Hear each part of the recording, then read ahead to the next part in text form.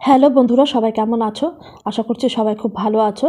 তো আজকে তোমাদের সাথে শেয়ার করব ময়দা আর সুজি দিয়ে কীভাবে টেস্টি টেস্টি দুধ পুলি বানালাম সেই রেসিপি শেয়ার করব। তো চলো দেখে নিই কীভাবে বানালাম দুধ পুলি। তো প্রথমে দেখো নারকেল ভেঙে নিচ্ছি। নারকেলগুলো ভাঙা হয়ে গেছে, এবার এগুলো কুড়িয়ে নেব ভালো করে। এখন নারকেল কুড়িয়ে নিচ্ছি।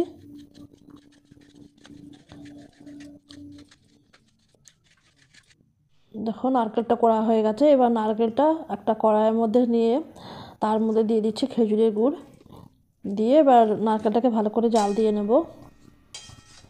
ভালো করে জাল দিয়ে সুন্দর একটা মাখা মাখা পুর তৈরি করে নেব, পুলির পুর। এটা দিয়ে আর কি পুলির পুর বানানো হয়। তো আমার পুরটা রেডি হয়ে গেছে।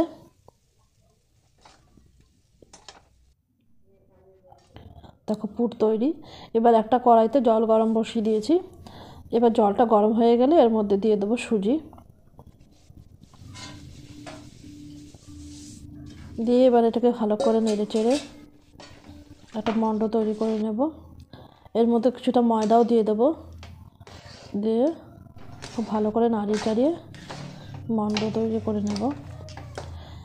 দেখো মণ্ড হয়ে গেছে। এবার এটাকে একটু ঠান্ডা হতে দেব। একটু ঠান্ডা হয়ে গেলে এটাকে আবারও ভালো করে মেখে নেব। ভালো করে মাখা হয়ে গেলে তার থেকে লেচি কেটে নেব। লেচি কেটে নিয়ে এবার পুলি গড়ে নেব। দেখো এবার পুলি গড়ে নিচ্ছি। নারকেলের পুর ভরে পুলিগুলো গড়ে নেব।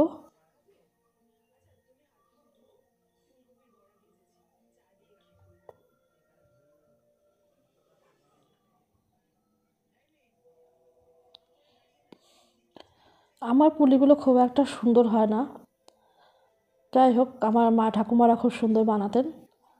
আমার তাদের থেকেই শেখা। যাই হোক আমারটা আর কি, যাই হোক হচ্ছে একটা আর কি কিছু।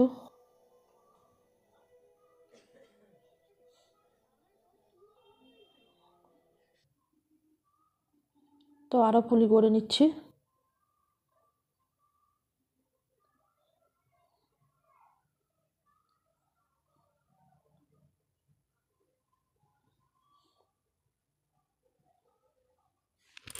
অনেকে বলেন এখনকার মেয়েরা নাকি পিঠে বানাতে পারে না, তারা ভুল বলে। আমরাও পিঠে বানাতে জানি। তো দেখো এতগুলো পুলি গড়া হয়ে গেছে। এবার দুধ জাল বসিয়ে দিয়েছি।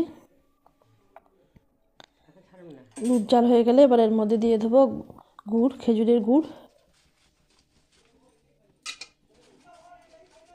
দিয়ে গুড়টা ভালো করে গলিয়ে দুধটা একটু খুব ভালো করে জাল হয়ে নেবে।